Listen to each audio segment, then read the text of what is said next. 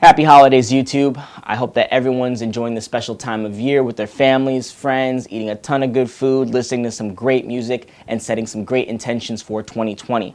My name's Mike. I go by DJ Access, and I have owned a ton of DJ gear in my day. The NS7, NS7 III, Mixar's Primo, XDJ RX2, DDJ 1000 SRT, the SX, the SX3, and this little guy here, the SR2. And that's just the controllers.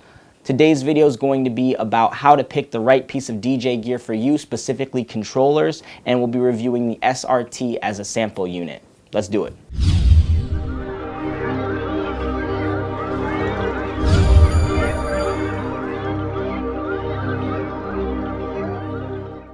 Welcome back to my channel where I conduct tutorials, perform routines, and discuss DJ related topics. If you find this video helpful or interesting, hit that like button so we can build a better DJ community together. And if you have questions about anything I talk about in the video, or you have a future topic you'd like me to cover, leave that in the comment section as I do my best to reply to each and every one of the comments. I just finished my 2019 year mixes. This is a project I've been working on since 2014, just taking genres and taking what's in my opinion the best music of the year. So this year I did pop, club, house, EDM, and hip hop for a total of 6 hours of, like I said, the best music of 2019 in my opinion. And you can check that out in the description below. In addition, I also just picked up the Pioneer DDJ which is the combination flash drive Serato / record box controller. So I haven't had a ton of time to practice on it, and I want to wait for the review till they add the Serato functionality, but I've been loving it so far and it feels just like a modern club setup. Today's topic is about what I look for when purchasing a piece of DJ gear, specifically controllers, and we'll be reviewing the Pioneer DDJ SR2 as a sample unit. Alright, so you guys know I love my outline, so we'll be going over the objective. What is the problem that this piece of DJ gear is going to be solving for you? What is your budget and everything that goes along with that? What are, in my opinion, the must-have features? We'll be going over some of the popular bonus features, and then we'll end up with a review of the SR2 based on all of these criteria. So first and most importantly, we're talking about the objective. What problem is this piece of DJ gear going to solve? And I'll ask you a number of different questions, and you can kind of answer that for yourself. Do you want to start DJing for yourself just at your house? Are you planning on using a laptop, USBs, or streaming for your source of music? Do you want a piece of DJ gear that will get you ready for performing at nightclubs with standard equipment? Do you want something that you can bring to mobile events? Are you looking for a practice setup that you can leave in your studio while your main setup goes out for your gigs? Does the size of the piece of gear matter to you? And I'll talk a little bit about that. You have low portability. This is like a large controller in a hard case. This is something that is straining to move, an uncomfortable lift. Maybe it's a two-person lift. And examples would be a DDJ SZ, a DDJ XZ, or an RX2, especially if you have hard cases on those. Medium portability would be like a medium-sized controller in a hard case. So you could have a large controller in a soft case as well, is what I would consider medium portability. I would consider this like a manageable two-hand lift, and examples would be a DDJ SX, DDJ 1000, both the original and the SRT, and the Denon Prime 4. And then you have high portability, which is like a small controller. Hard or soft case really doesn't matter for these, or a medium controller in a soft case. I would consider that high portability as well. And this would be like something that's like an easy one-hand lift, like a briefcase. So you have this controller, the SR2, the SB3, Mixar's Primo, Denon MC4000, the Tractor Control S4, and many, many more in this high portability category. Another question you want to ask is, how long do you want this piece of gear to last you? What are your aspirations and goals? If you want to be a professional mobile DJ right away, the inputs and outputs will be of more concern to you because you want high quality sound going out to your speakers. If you want to be club ready, and let's say under 2 years, you want to be practicing on something similar to what's in the club, so you can make fewer adjustments once you move to club standard gear. And in my opinion, club standard gear is a Pioneer CDJ 2000 Nexus 2 with a Pioneer DJM 900 Nexus 2, and this video is obviously shot in December 2019, so that they could have come out with something different, or the market could have shifted. Do you want to buy something that you can learn on for a year before you upgrade to something that you know you'll like once you have a better idea for your style? So for instance, you can buy a cheap piece of DJ gear just to get the basics, see if this is for you. That way you're not spending a ton of money and just to find out that, oh, maybe you really want to produce music, or maybe you want to do something else with music. Maybe DJing's not for you. Or you could say, hey, I really like this pad thing. I want to make sure I get a controller or a piece of DJ gear that has really solid pads. Or, oh, I'm really liking the scratching thing, so I want something that has a moving platter. Any question like that to kind of determine what's going to be best for your style, and maybe you just want an introductory piece of gear to get you to that point. Do you eventually want to play on vinyl is another question. Moving platters, CDJs, or do you just want to bring your controller everywhere? And before, you know, some of the OG DJs roll their eyes, huge DJs like Zed used to bring their Tractor Control S4 for every gig without a problem. No one said anything to Zed. Priyan Johnny, a fellow YouTuber, DJs with his SB3, which is an introductory controller, but I don't think anyone would call him an introductory DJ. That guy is super talented. Make sure you check out his channel. He also does a lot of reviews and tutorials, and I love his content.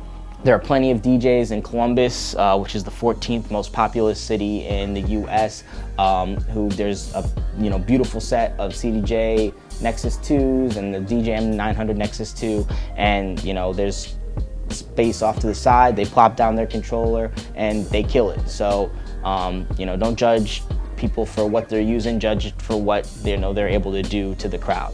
Okay, so once you figured out what problem you've solved and you figured out your objective and how big you want the unit to be and everything like that, you want to have a budget in mind before you start shopping. And you want to have an idea of whether you're going to be using cash or a payment plan. And cash is great, but payment plans are fantastic too. You can get them from PSSL, Musician's Friend, Amazon, PayPal does them now, and usually it'll say something like 0% for 12 months. And what that means is if you're buying a piece of gear like this, the SR2, they expect you to pay the $700 price over that 12 months. And what most people will do is divide 700 by 12 and make those payments monthly. I would not suggest that. You never want to be paying interest on DJ gear unless it's an emergency. So what I would do is take that $700, divide it by 6, and then make those monthly payments. Say, hey, can I afford the $116 per month payment so I can get it paid off in 6 months? And the reason being is you're giving yourself a 6 month cushion if something goes wrong, medical issues, car troubles, DJ gear gets stolen. You're giving yourself a 6 month cushion to pay that off, so you're not paying the astronomical amount of interest at the 12-month period. Now I know some of you are thinking, shouldn't budget come before objective? And I would argue that no, it shouldn't, because depending on your objective, you could be spending more or less money. So for example, if part of my objective is I want a piece of DJ gear that's going to last me 5 years, I'll probably be willing to spend a little bit more money in the short term because I know it's going to last me a while. But if I have a situation where I just want to learn for maybe 6 months or a year, find out what type of DJ I am, and then buy my big boy piece of gear, then you may have a lower starting budget. So again, I think objective comes first, then budget. And I want to give out a shout out to my old friend DJ Jeps out in Cali now, used to be in Columbus, but he said it's not that you can't afford something, it's that you have to determine how you can afford something. So with the example of this, getting 0% for 12 months, $700, we want to pay it off in 6 months, that's $116 per month. What are you willing to do to earn an extra $116 per month? Can you book one additional gig a month at $150? Can you work more hours at your current day job? Can you save $150 a month by not buying alcohol or going out to eat as often? Can you take on a second job? All those examples are things that I've done myself, so I'm not just saying them to spew them out there. These are things that not only myself but other DJs have done so they can afford their DJ gear, so they can grow their business and be the type of DJ that they want to be. When talking about budget, there's always the question of buying used gear. I myself personally am not a fan of buying used gear, just because there's no warranty, and unless you are able to go hands-on and test the DJ gear yourself, and you should be touching every knob, every button, you know, maybe 2 and 3 times over. I wouldn't buy used gear online, but that's just me. Other people have great success with that. But me personally, I like buying new pieces of DJ gear and then putting it in a hard or soft case. Typically for controllers, I'll put those in a hard case, so I have a laptop stand, and then, you know, large format controllers where I can just throw in a USB, I'll usually get a soft case, so it's a little bit easier for me to carry around. In addition, if this is something that I'll be bringing out to mobile gigs, I'll also put like a drop and spill warranty, I think they're called, which or a no questions asked warranty, and you get those from things like Square Trade, Amazon, etc. Also, keep in mind, if you're a beginner DJ buying used gear, sure, it might be a cheaper option, but you're not gonna know as much as like how to test a controller out or how to test a piece of DJ gear out. So if you're a beginner, I would definitely suggest buying a new piece of gear, even if that's like a cheaper one. Just because you're not going to know really how to test the unit like a veteran DJ would.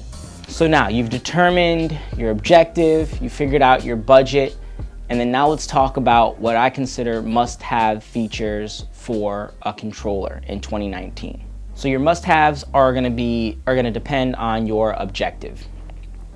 For this example, we'll assume that you are looking for your first piece of DJ gear. You want to feel comfortable using it at mobile gigs. It is your only piece of DJ gear, so it has to have medium to high portability since you'll be moving it back and forth a lot. And you want it to last you 1 to 5 years. These are the features that, in my opinion, are must-haves: XLR, RCA, and 1/4 inch or jack or booth outputs. Microphone input with a dedicated volume. Volume level indicators, low, mid, and high EQs, channel and master queuing, headphone input, headphone volume, a headphone split slider knob, looping, and cue buttons. And I'd say having 6 minimum, or 3 on each side, but preferably having 16 or 8 on each side. When we get to bonus features, these are other features that are included on typical 2019 controllers. Some have them and some don't, but a second mic input, whether it runs on USB power versus AC power. So for instance, the SR2 will run off power just from your laptop, so you don't need anything, which makes it super portable, and why I like it for ceremonies. Even if I'm in a remote location, I got my battery powered loudspeaker, I have my laptop which is charged, and my controller is getting power from my laptop, so I can literally be in the middle of a field and still provide great sound and great DJing. So you want to know whether it runs off USB power or AC power, which is where you have to have a dedicated, plug to power the unit. A jog wheel position indicator, a sync button, the length of the pitch sliders, FX. So FX is just any way of manipulating the song outside of a simple loop. So this includes samplers, rolls, filters, echo, delay, flanger, all that stuff. We'll just call those effects.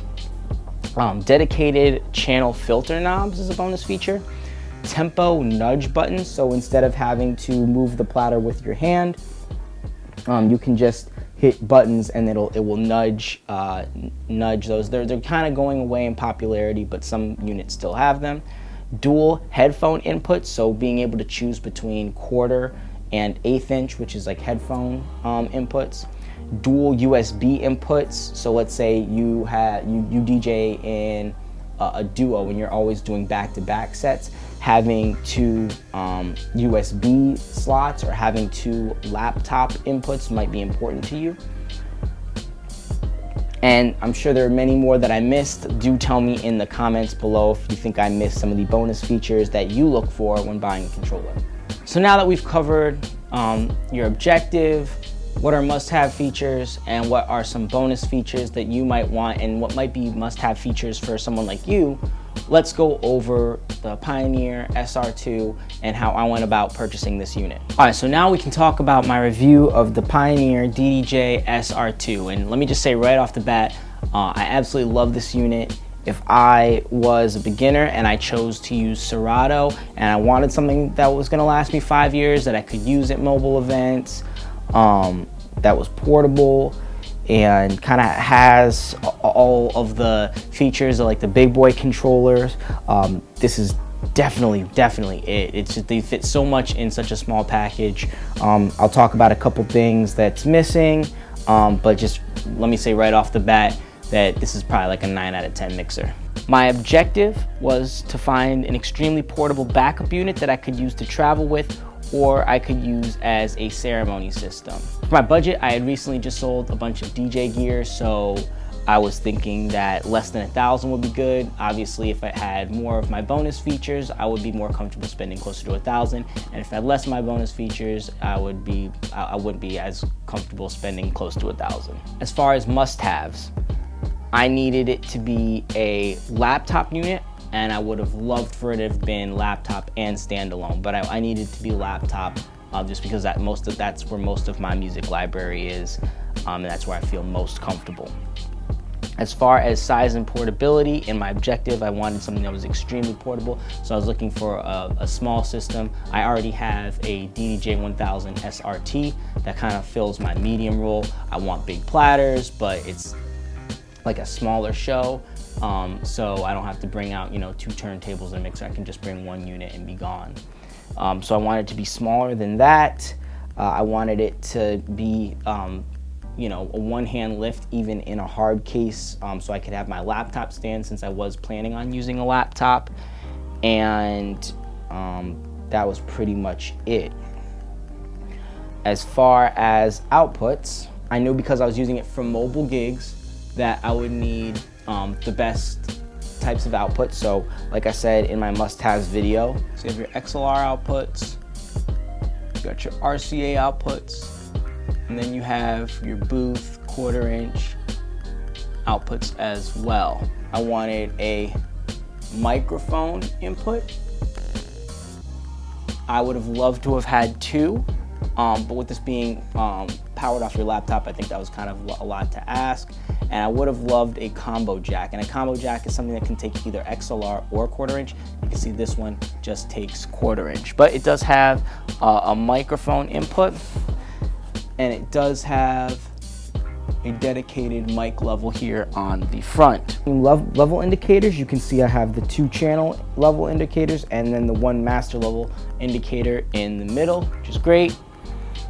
Low, mid, and high EQs, low, mid, high EQs. So you need channel and master queuing. So I have my channel cues right here, and then I can select how much I want of the master and how much I want of the cue right there. And I have headphone input on the front.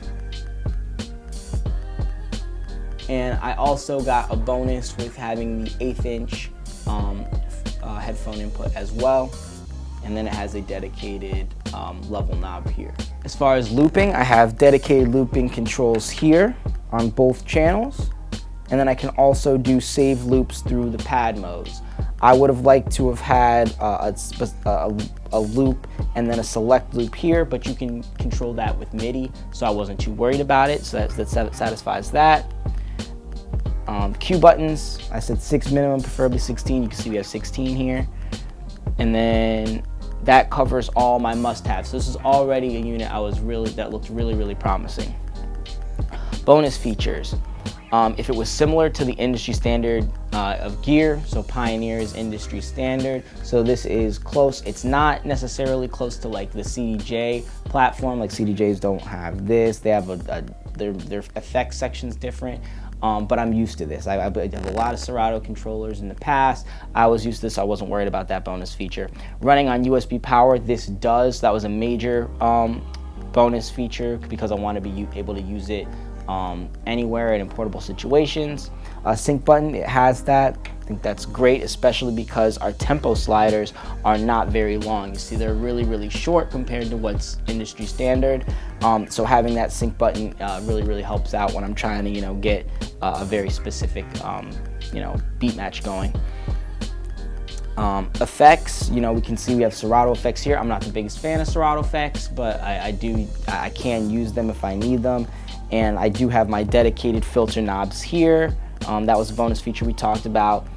We talked about the dual headphone inputs having 1/4 inch and 1/8 inch. So missing features that I would have liked to have had. 2 mic inputs, I talked about that before. Standalone mode, it's impossible to find a unit that's this size, that's standalone, that's also, that meets all my other must-haves. So that was a little bit unrealistic on my part. A jog wheel position indicator, it does not have that, so this does not light up to show me where I am in the track. But luckily I have my laptop close by so I can see on the screen what's going on there. And we talked about the length of the pitch sliders being a little short, but that's okay because we have our sync button. Dual USB inputs would have been nice to have, but definitely not necessary, especially for my purposes. Tempo nudge buttons would have been really great. So typically they'll sit here. I guess since I don't use key shift, I can MIDI map these 2 buttons. If you can't see them, they're like 2 arrows, and I could map those to nudge if I didn't want to be doing this all the time. But these are, Pioneer standard jog wheels, so they feel really good when I'm mixing and doing my beat matching. Some other bonus features that this unit has that I hadn't really thought about when I was going through bonus features, just because there's too many to name. Having a dedicated sensor button is really great, especially for mobile DJs. Being able to adjust the grid, both the slide and the set, in one little section of dedicated buttons is awesome. I do a lot of grid adjustments on the fly, especially if you plan on using the sync button instead of tempo sliders. Having that's really great. Key sync, like I said, I don't use that too much, but it is cool to have, and you have a little dedicated section right here. It is truly amazing how many features they fit in such a small unit. Like, you guys see my hand, like, this is a tiny unit. I have no problem like carrying a briefcase style underneath underneath my arm. Having a dedicated loop section, I think that's something that's going away, but I do like having that, especially if I were able to have it here. Once again, all these are MIDI mappable, so anything that you feel like you're missing, you could probably go into Serato and MIDI map yourself with these pads, or maybe if you don't use key sync, you could do that over here. A really solid unit, like I said before, probably a 9 out of 10. Just based on the missing features that I asked for, but